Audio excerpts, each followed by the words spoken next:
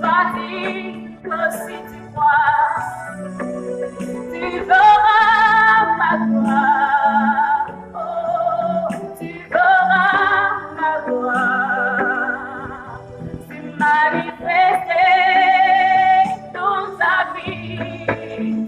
Ne t'ai pas dit que si tu crois, tu verras ma gloire. Tu verras ma gloire dans ta vie.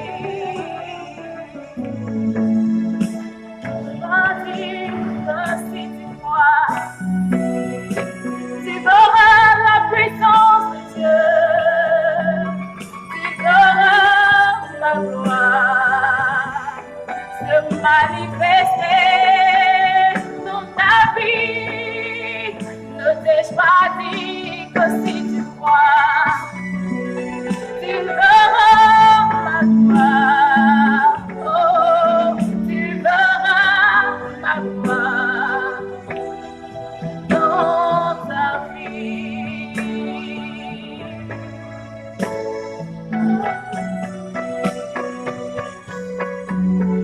Ne t'ai-je pas dit?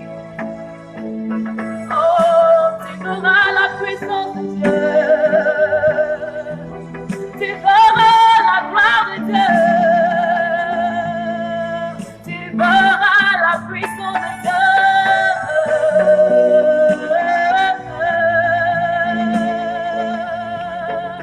Ne t'ai-je pas dit que si tu crois mon frère, tu verras ma gloire. Tu verras ma gloire se manifester dans ta vie.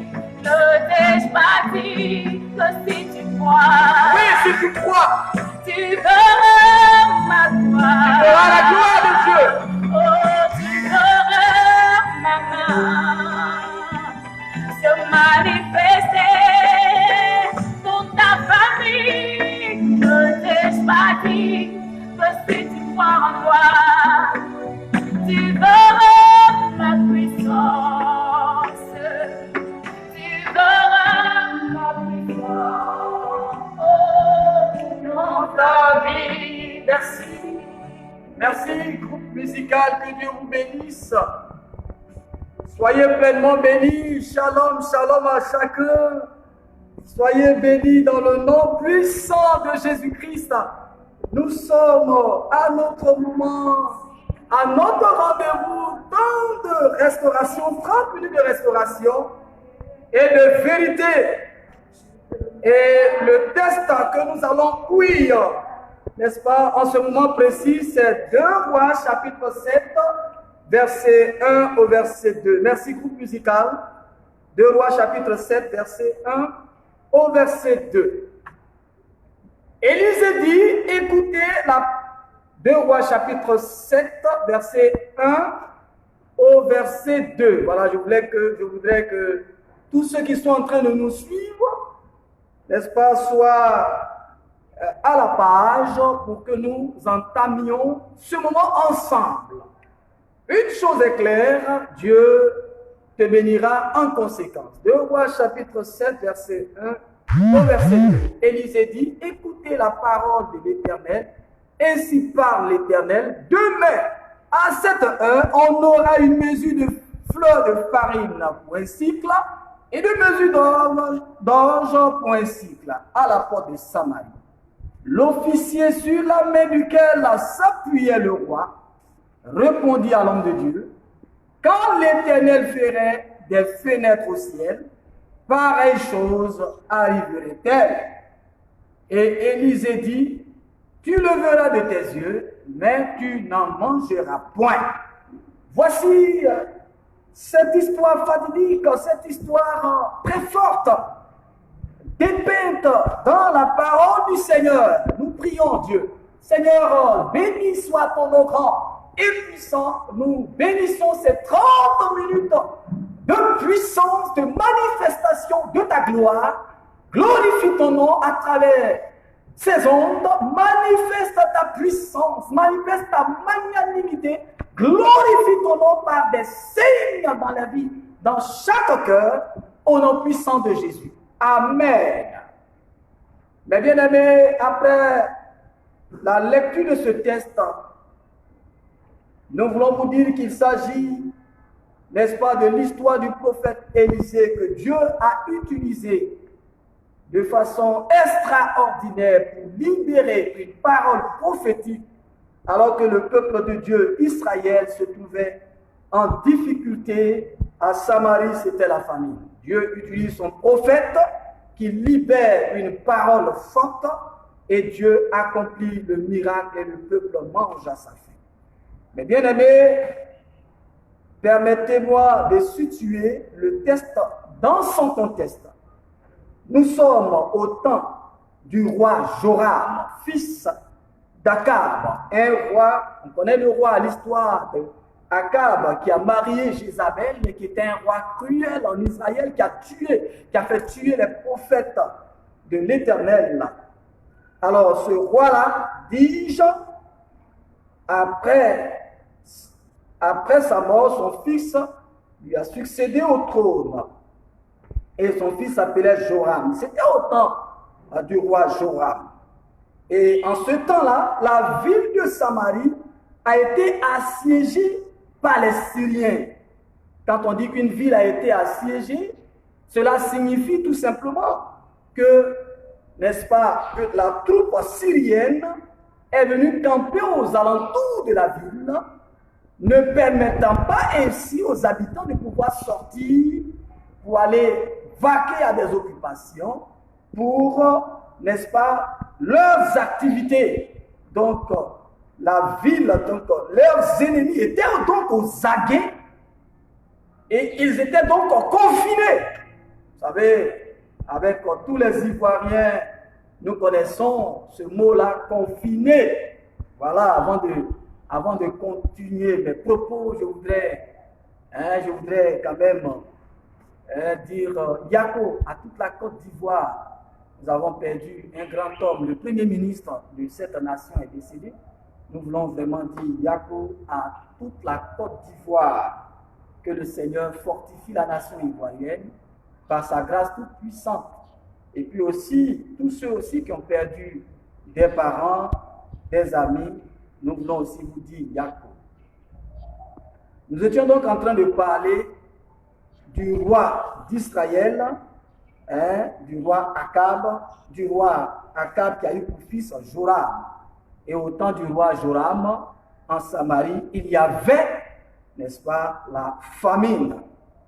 La famine était à telle enseigne que les uns et les autres mangeaient leurs enfants. Deux femmes étaient en train de se quereller et lui disait, mais était en train de se plaindre au roi pour lui dire, mais mon roi, voici cette femme-là, on s'est entendu pour manger mon enfant et à son tour, elle refuse qu'on mange son enfant. La situation était donc chaotique. Le roi, ayant vu cela, a déchiré ses vêtements et il a demandé à son homme de main d'aller pour ôter la vie au prophète, parce que pour ce roi, le roi Joram, pour ce roi, le prophète Élisée serait à la base de la situation qu'il est en train de traverser, que la nation est en train de traverser. Lorsque le roi a vu la situation de ses femmes, il s'est rendu compte de la misère de son peuple. Il y avait la famine à Samarie. Le peuple était aux abois. Rien n'allait. Tout était difficile. Tout était dur. Et quand le messager arrive au niveau du prophète Élisée, le prophète dit, et c'est le verset que nous venons de lire, le verset 2, l'officier sur la, n'est-ce pas, Élisée dit, écoutez la parole de l'Éternel, ainsi parle l'Éternel, demain à cette heure, il y aura de la nourriture. Wow. Des gens, pendant un temps, peut-être que la Bible n'a pas défini le temps, mais s'il y avait la famine, cela signifie que quand même, ça a pris quand même un temps. Un long moment où la ville était assiégée et où la provision qui était dans la ville, n'est-ce pas, Et finalement, fini, tout est fini, les réserves sont finies, ils ont mangé jusqu'à ce que tout finisse. Et puisqu'ils ne peuvent pas sortir pour aller vaquer à des occupations, pour aller envoyer des produits, pour envoyer de la nourriture, ils ne peuvent pas sortir parce que leurs ennemis sont dehors. Israël était assiégé, ils ne pouvaient pas sortir. Et là, des gens qui traversent un moment de famine, un temps où ils ne mangent pas pendant un bon moment. Et puis, une personne vient pour dire, un prophète du Seigneur, le prophète Élisée. C'est vrai qu'Élisée était connu. La preuve, c'est que n'est-ce pas, quand vous lisez un peu plus haut, il était entouré d'anciens. Les gens avaient une estime pour lui. C'était quelqu'un à qui Dieu parlait. Dieu se manifestait à travers la bouche du prophète. Et dans cette dispensation-là, alors, les paroles des prophètes étaient des paroles vraiment sacrées. Et donc, Dieu venait de parler. Mais malgré que Dieu a parlé à travers le prophète, il y a un officier sur qui le roi s'appuie. Ce dernier-là était l'homme du main du roi. C'était quelqu'un qui donnait des conseils au roi. Il dit, même s'il y a des fenêtres au ciel, pareille chose ne va arriver en Israël. Waouh! Quelle parole forte, quelle parole terrible, qui vient foudroyer la parole de l'Éternel. Quelle parole terrible! Quelle parole terrible! Qu'est-ce qui a bien pu amener cet homme à douter de cette manière, à se laisser emporter par le doute? Alors, mes bien-aimés, cela nous permettra de voir le thème suivant. Ne sois pas incrédule, crois et tu verras la gloire de Dieu. Est-ce que tu peux, si tu es avec un voisin, dis-lui, ne sois pas incrédule, crois et tu verras la gloire de Dieu. Je veux dire à quelqu'un, ne sois pas incrédule, crois et tu verras la gloire de Dieu. Il y a quand même certains éléments qui ont amené cet homme à douter et à ne pas croire en la grâce de Dieu. Il a trouvé que c'est un miracle de 24 heures, parce que le prophète n'a pas dit dans un mois, ni dans une semaine. Dieu dit, demain, il y aura un miracle dans ta vie. Demain, il y a une action qui va se passer dans la ville. Demain, quelque chose de merveilleux se produira. Le miracle vient demain. Cet homme n'a pas cru. Analysons un peu les éléments qui ont concouru à l'incrédulité de cet officier. Parce que lorsqu'il a dit, même s'il y a des fenêtres au ciel, pareille chose ne pourrait arriver, l'homme de Dieu lui a dit, tu verras de tes yeux, mais tu ne mangeras pas. Tu verras de tes yeux, il va de lui dire que tu vas voir, mais tu vas mourir. Tu n'avanceras pas, tu ne mangeras pas, parce que tu n'as pas cru. Je veux dire à quelqu'un, n'est-ce pas, ne doute pas, crois, et tu verras la gloire de Dieu.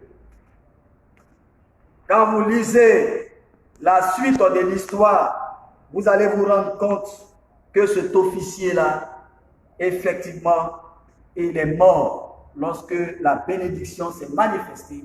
Il n'a pas pu jouir de la bénédiction du Seigneur. Qu'est-ce qui a bien pu empêcher cet homme de ne pas profiter des grâces de Dieu? Qu'est-ce qui l'a fait mourir aussi prématurément? Qu'est-ce qui a empêché la manifestation de la grâce de Dieu dans sa vie? Qu'est-ce qui a empêché sa non-réussite?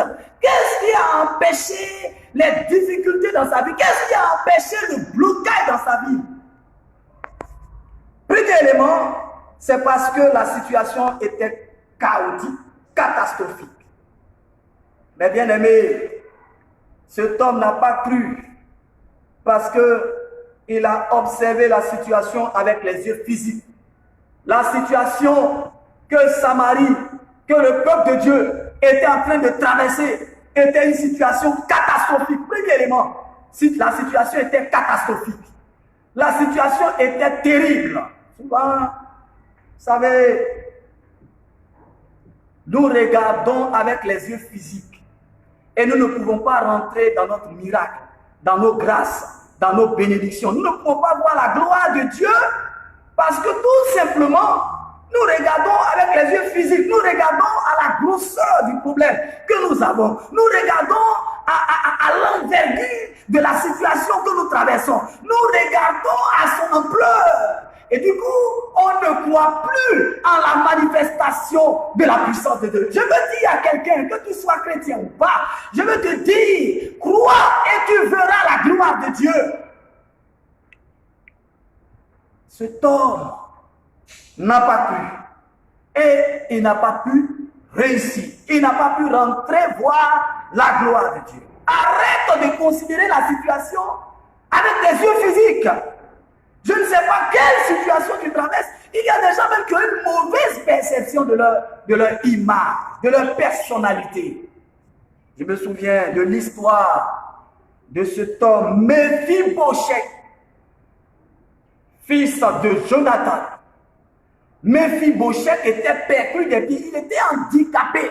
Et cet homme Méphibosheth, même quand le roi David l'a appelé pour le bénir, parce qu'il était en alliance avec son père, Méphibosheth, Bige a dit, mais moi, un chien mort, comme ça, qu'est-ce que le roi va, qu'est-ce que je peux apporter? Un chien mort. Il se voyait comme un chien mort. Peut-être que toi aussi, tu as une mauvaise perception de ta personne. Je veux parler à quelqu'un pour te dire, crois au Seigneur Jésus. Ne crois pas en un homme quelconque, mais crois, mets ta foi au Seigneur Jésus-Christ et en sa parole et tu verras la gloire de Dieu. Parce que ce que Dieu déclare, Dieu le fait.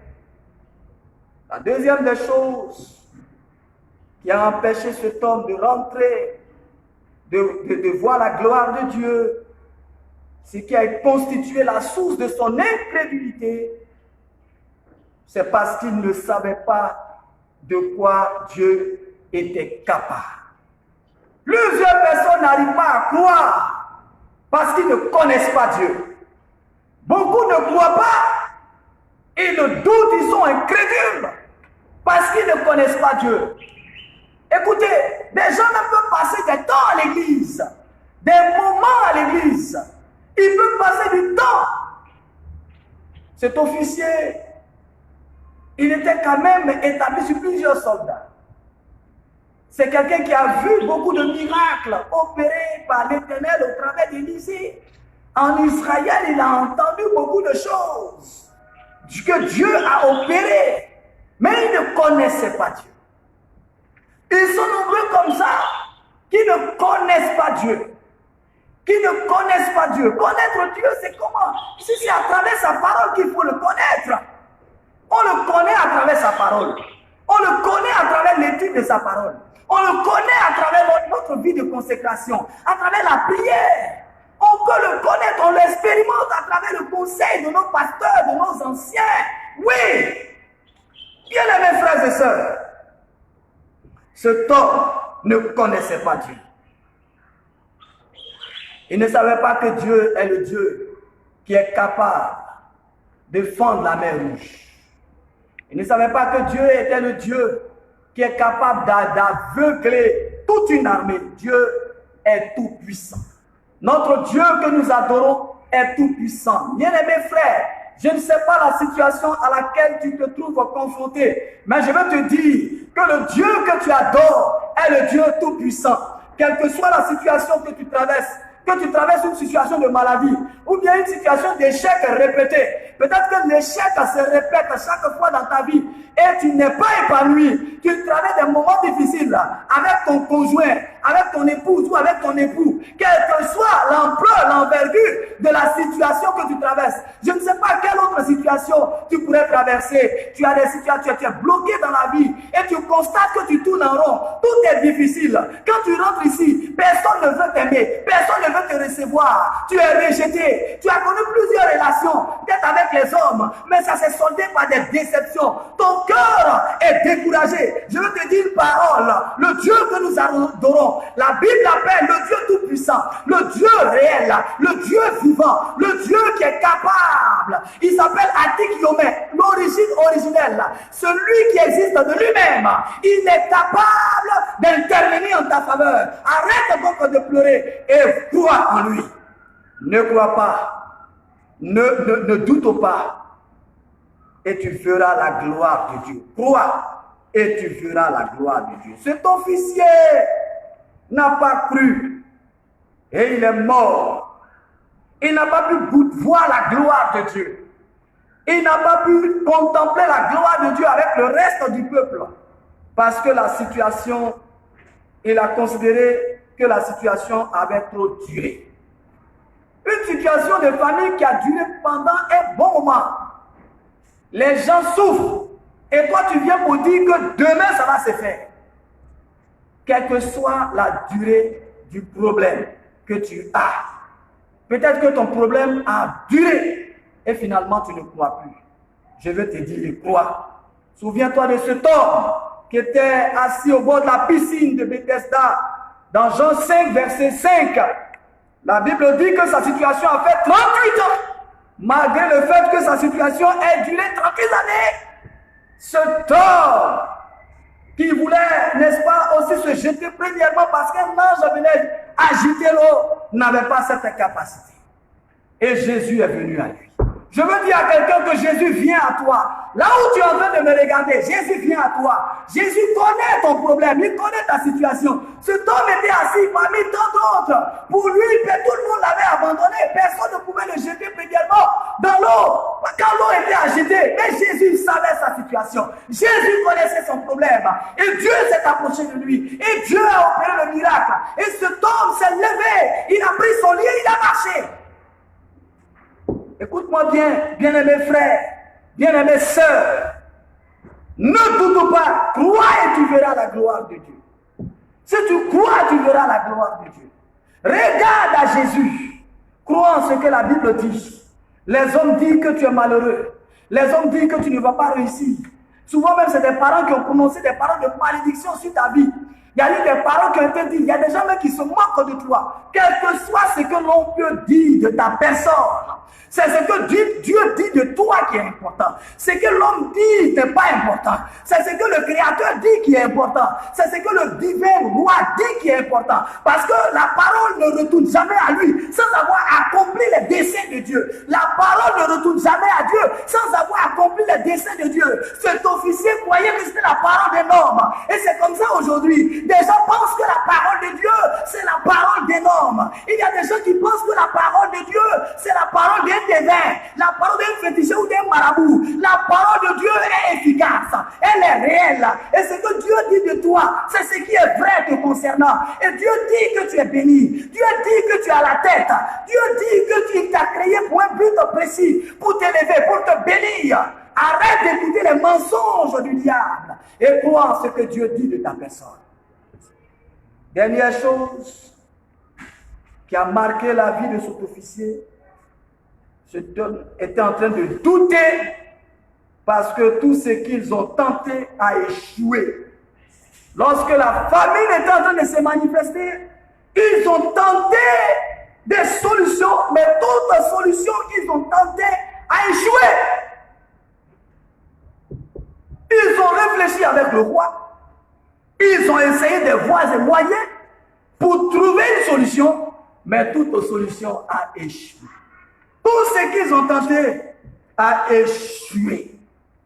Je veux dire à quelqu'un, même si tu as tenté plusieurs solutions, peut-être que tu as jeûné, tu as prié, tu as fait toutes choses, peut-être que tu as fait le tour des hôpitaux, on a déclaré ton mal incurable, on dit que tu ne vas jamais guérir.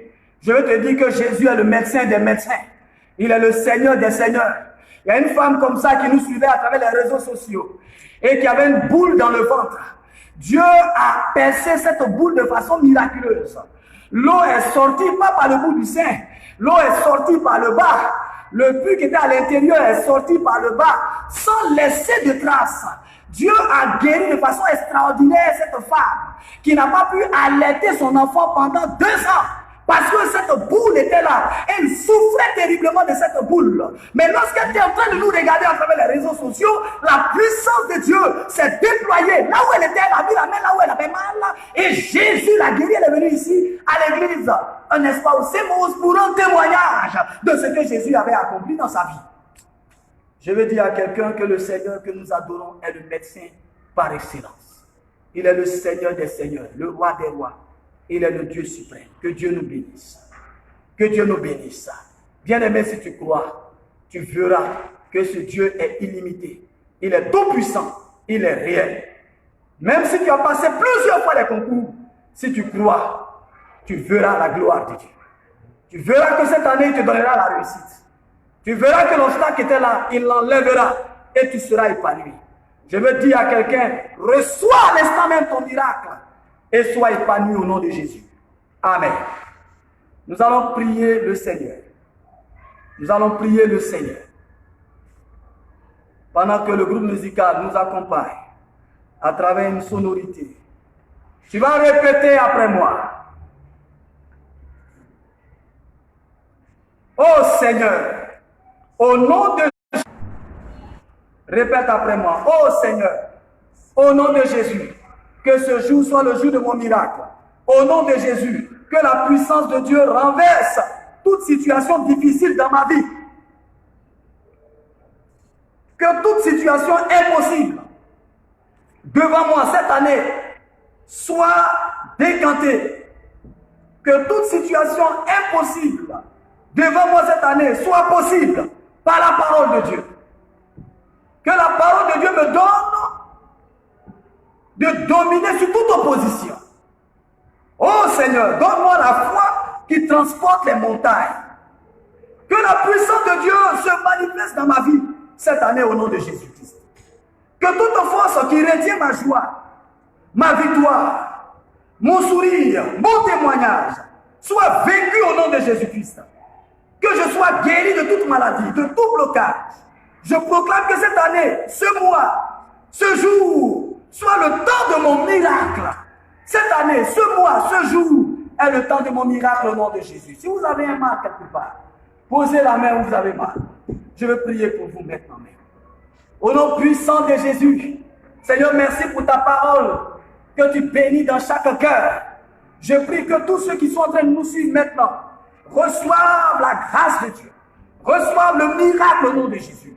Pendant qu'il a posé la main sur sa tête, Éternel, la douleur qu'il ressentait disparaît. Pendant qu'il a posé la main sur le ventre, dans tout le corps, Seigneur, la douleur disparaît au nom de Jésus-Christ. Que tout ce qui est hypertension soit éradiqué par la puissance de Dieu. Je prie pour quelqu'un qui a le diabète. Seigneur, que le diabète disparaisse de son corps au nom de Jésus. La puissance de Dieu te guérit de cette cataracte au-dessus des yeux. Au nom puissant de Jésus-Christ. L'Esprit de Dieu te guérit de toutes nos douleurs, de toutes nos maladies, de toute action des ténèbres. Tu reçois ton miracle, tu reçois ta guérison, tu reçois ta délivrance, tu reçois ta restauration, tu reçois ton miracle. Au nom puissant de Jésus-Christ de Nazareth. Pendant que je prie, l'onction de Dieu se déploie et tu reçois la guérison. Au nom puissant de Jésus-Christ. Merci Seigneur, parce que tu le fais. Restaure la foi des hommes. Alléluia. Alléluia. Merci pour ton esprit qui le fait. Et la tempête dans le mois de résister. Et je veux m'enraciner en toi. Merci Seigneur. Je veux m'enraciner en toi, Seigneur.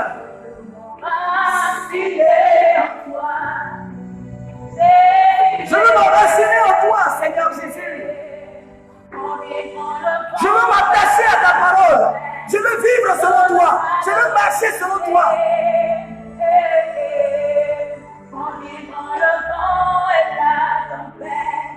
Dans le mal de résister. Merci. Groupe musical, que Dieu vous bénisse. Voici ainsi prend fin notre temps, les 30 minutes de restauration et de vérité. Alors je vais vous donner quelques annonces rapidement Sachez que le vendredi prochain, nous serons là encore à la même heure, à 13 h, pour les 30 minutes de restauration et de vérité. Et nous avons une page YouTube. Vous allez sur la page YouTube, vous tapez Brouka Bernard. Vous tapez Brouka Bernard sur la page YouTube et vous allez voir nos vidéos et même cette prédication. Et les numéros de téléphone sont les suivants: 08 53 68 89. 08 53 68 89. Donc, on peut précéder les numéros avec plus 225. Voilà, pour dire que c'est la Côte d'Ivoire. Nous sommes en Côte d'Ivoire, à Yopougon, précisément à Abidjan, à Yopougon. Et donc, vous pouvez faire précéder, pour ceux qui sont dans d'autres pays, plus 225 08 53 68 89. Plus 225 08 53 68 89. Plus 225 06 99 30 15. Plus 225 06 99 30 15. Shalom, shalom. Que Dieu vous bénisse.